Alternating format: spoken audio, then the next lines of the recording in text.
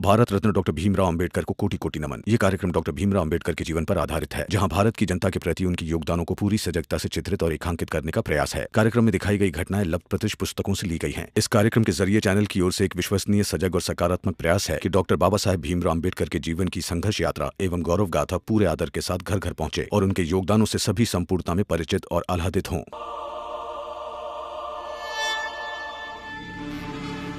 अरे क्या हुआ?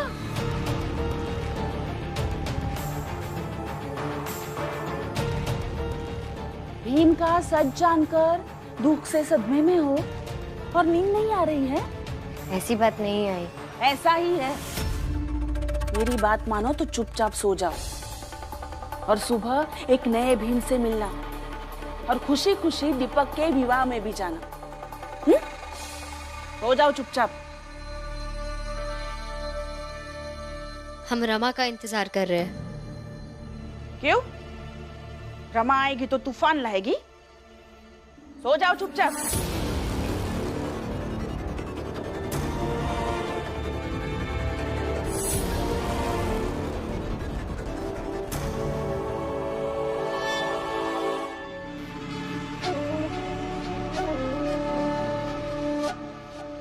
अब आप भी जगी है तो रमा के आने का इंतजार कर लीजिए ना। आई सुन लीजिए सच।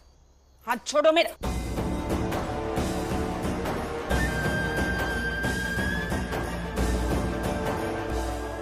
क्या हुआ? ऐसे आई का हाथ क्यों पकड़ा है आप दोनों ने? आई को सच जानना है कि सच क्या है। दरअसल वो दीपक के सामने जानबूझकर झूठे बन गए। क्या? कुछ भी नहीं। मैंने अपनी आंखों से देखा है वहां जाके। दीपक का कल विवाह है और उसके मन पर एक भार है कि वो मेरी मर्जी के खिलाफ जाकर विवाह कर रहा है, और वो भार तभी हल्का होगा जब मैं उसके लिए बुरा बन जाऊंगा।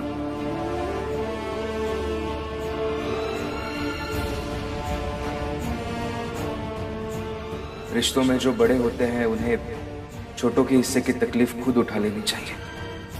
मैं बस वही कर रहा हूं।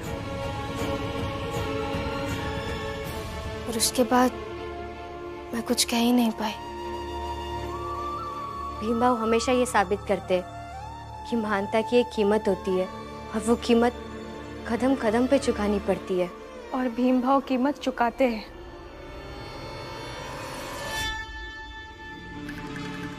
करो तुम तीनों महानता की जय जय, लेकिन सच तो वही है जो दीपक ने कहा है।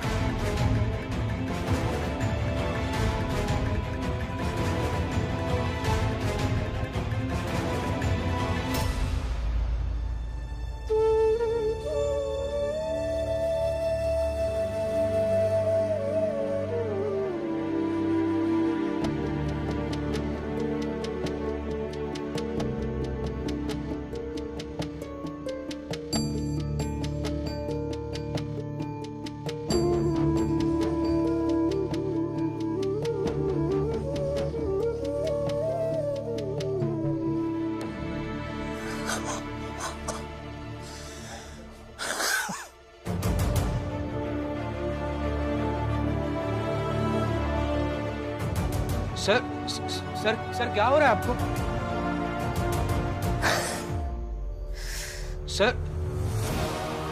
सर क्या हो रहा है आपको?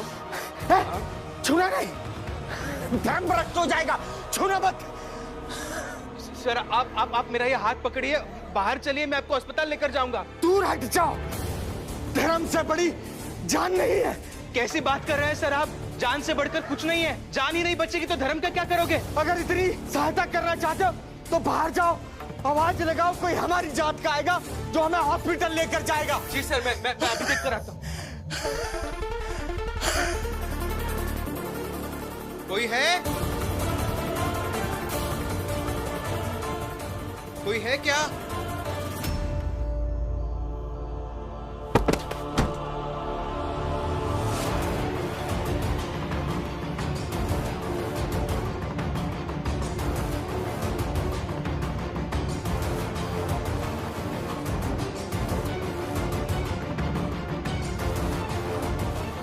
सर सर सर सर सुनिए मेरा।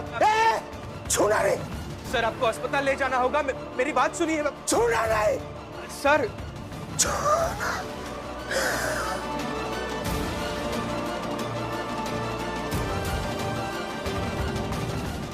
सर सर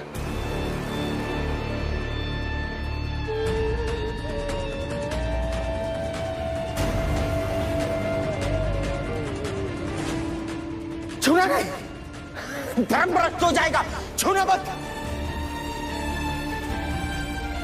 क्या करूं? अब चाहे जो हो जाए, इन्हें अस्पताल तो लेकर जाना ही होगा।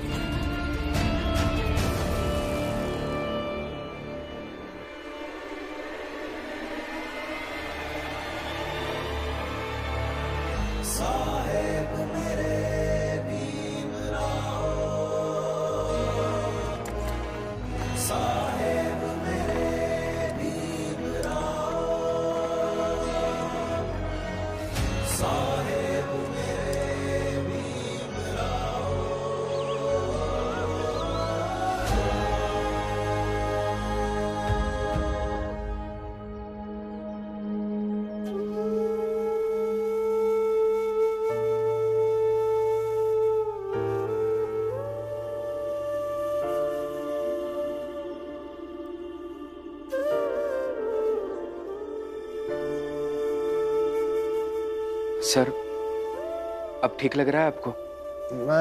मैं यहाँ कैसे? सर आप बेहोश हो गए थे रात में, तो आपको यहाँ लाना पड़ा। लाना पड़ा? कैसे लाए?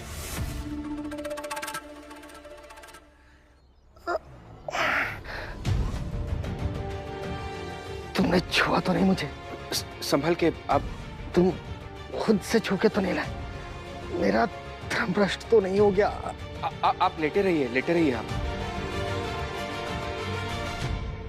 देखिए सर, मैं आपसे झूठ तो नहीं बोलूंगा, जो हुआ वही बताऊंगा। आप ऑफिस में बेहोश होकर पड़े थे, तो मैंने ही उठाकर आपको यहाँ लाया। लेकिन आपको छूने से पहले ही ये हाथ में बंधा हुआ था। अगर फिर भी आपको ऐसा लग रहा है कि आपका धर्म भ्रष्ट हो गया है, तो आप वैसा समझिए, लेकिन उस समय आपकी जान बचाना ज्यादा जरूरी था। कपड़े से बांधिए, ऐसा मतलब? तुम्हारी हिम्मत कैसे हुई मुझे छूने की? मैं बताता हूं, अगर इन्होंने तुम्हारी जान नहीं बचाई होती तो मर गए होते। अगर 5 मिनट भी देरी हो जाती ना अस्पताल आने में, तो हम भी कुछ नहीं कर पाते। देखिए सर, मुझे क्षमा कीजिए, लेकिन ये हाथ में बंधा हुआ था इसलिए मैंने छू लिया आपको। और वैसे भी मेरे पास उस समय दूसरा विकल्प नहीं था। अगर आपको ऐसा लग रहा है तो आप बाद में शुद्धिकरण करा लीजिएगा, मगर वैसी हालत में आपको छोड़कर नहीं आ सकता था मैं, क्योंकि मुझे ऐसा लगता है कि हम सब सबसे पहले एक इंसान है, और एक इंसान दूसरे इंसान की जान जाते हुए देख कैसे सकता है? देखिए अभी आप आराम कीजिए, शाम तक ठीक हो जाओगे।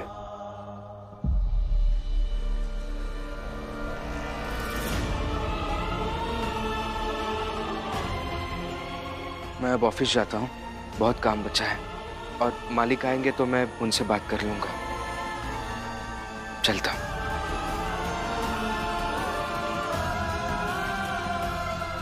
तुम इस अखबार के कार्यालय में काम तो करोगे, लेकिन भूल करके भी किसी अखबार को छुओगे नहीं, ना पढ़ोगे और ना ही उसको लेकर कहीं जाओगे।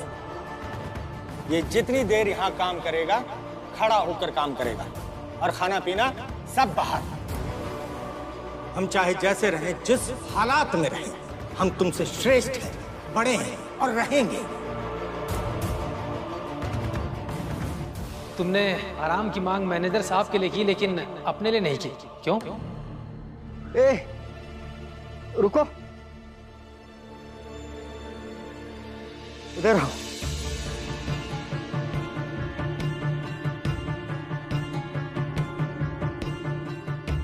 एक बात बताओ। जी। तुमने उसकी बात का जवाब नहीं दिया। उसने पूछा था कि तुमने अपने आराम के लिए मालिक से बात क्यों नहीं की। आराम? सर, जिन कंधों पर पूरे समाज की दशा बदलने का भार हो, जिन कंधों पर सबको संघर्ष के रास्ते ले जाने का भार हो, अपने व्यक्तिगत संघर्षों को जीतने का भार हो, एक बेहतर कल के लिए आज का एक एक पल खपाने का भार हो, वो कंधे आराम कैसे कर सकते हैं सर? आराम तो वो लोग करते हैं जो लोग जीवन जीते हैं। जिंदगी तलाशने वालों को कैसा आराम? चलता हूं। सुनो, तुम घर जाओ, मैं मालिक से बात कर लूंगा। नहीं सर, आपकी तबीयत ठीक नहीं है। भीमराव, ये मेरा आदेश है, तुम घर जाओ। मालिक आएंगे तो उनसे बात मैं कर लूंगा। जाओ।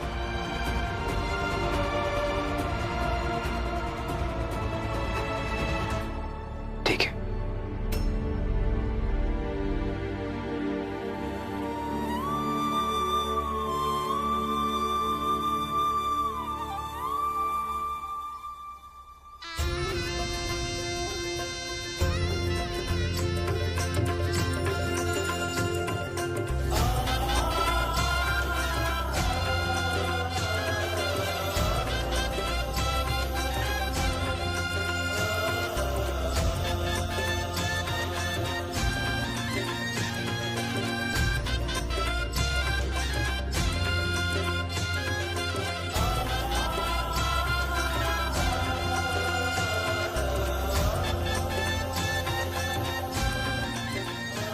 दीपक, भीमबाबू पता नहीं कहाँ है, ऑफिस में भी नहीं है। शादी में ना जाना पड़े इसलिए भाग गए।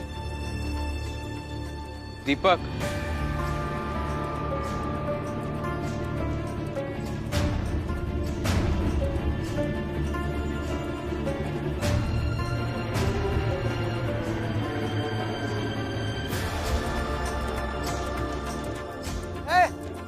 बंद कर दो ढोल बिल बजाना।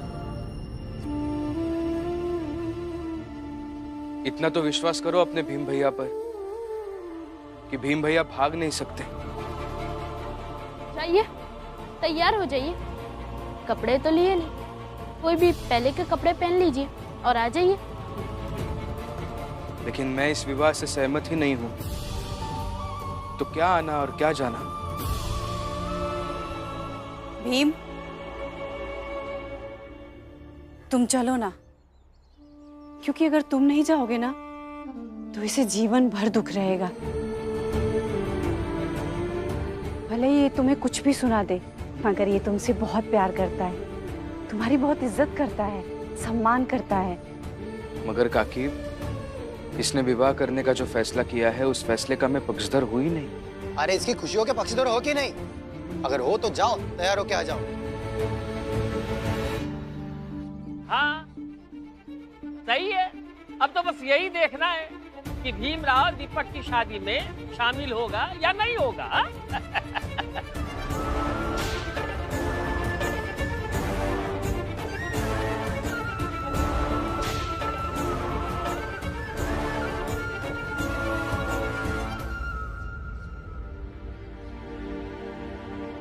जाइए, तैयार हो जाइए और यहाँ विचारों पर संबंधों को भारी पड़ने दीजिए।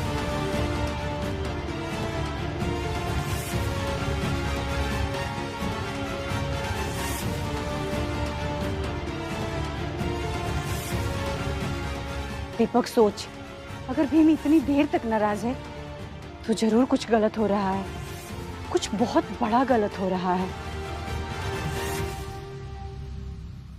ए शोभा, मेरे बेटे को भड़काना मत। ये शादी होगी। जाओ यहाँ से, चलो जाओ। अरे बजाओ बाजा, बजाओ।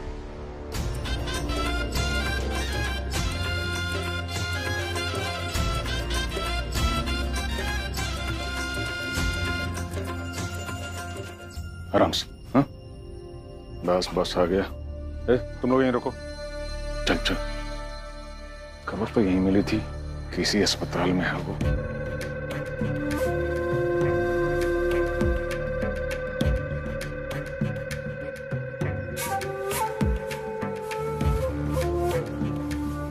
ओ मैनेजर,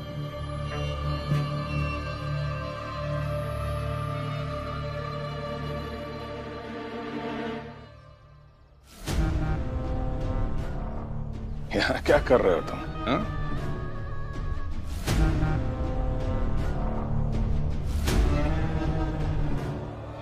क्या हुआ? ओ भीमराव के शिष्य दीपक की शादी में नहीं गए तुम? खैर छोड़ो, सीधा मुद्दे की बात पर आता हूँ। यहाँ तक लाया कौन तुम्हें इतनी रात में? रात को ऑफिस में कुछ जरूरी काम कर रहा था, अचानक मुझे सांस लेने में दिक्कत होने लगी। सर क्या हो रहा है आपको? छूना नहीं, धर्म भ्रष्ट हो जाएगा। सहायता करना चाहते हो तो बाहर जाओ, कोई हमारी जांच का आएगा जो हमें हॉस्पिटल लेकर जाएगा।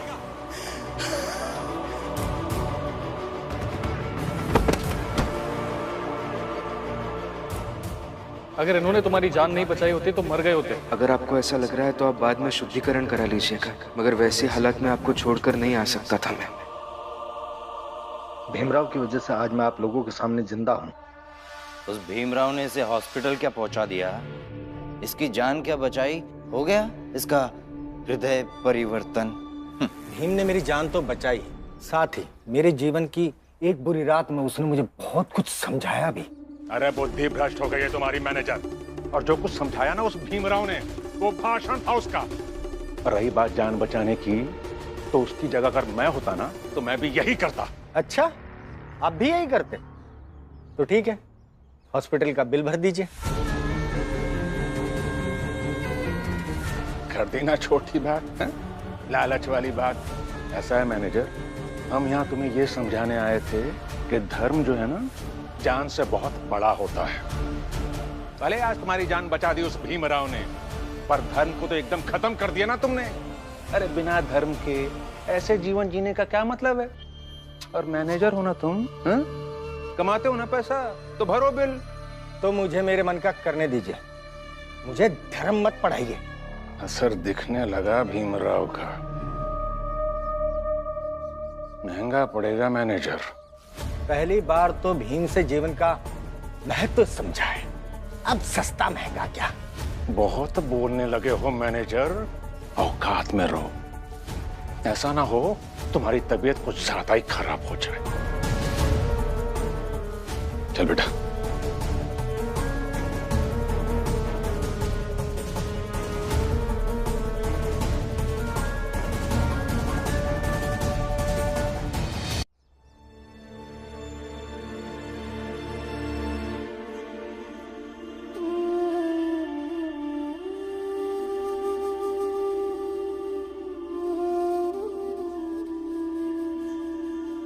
समझ रही हूँ कि आप क्यों परेशान हैं, पर आपको शादी में जाना चाहिए।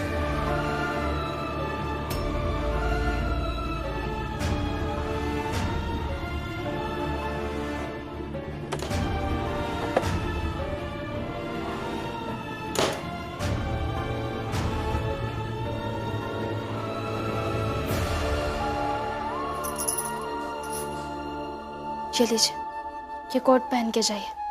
मैं इस शादी में तो जाऊंगा रमा, लेकिन ये मेरी वैचारिक हार है।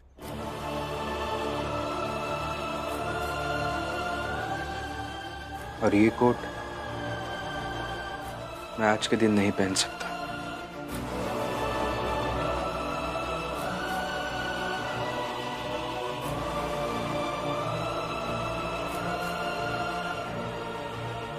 हर बार जीत तो कहीं नहीं मिलती, ना ही युद्ध में और ना ही वैचारिक लड़ाई में।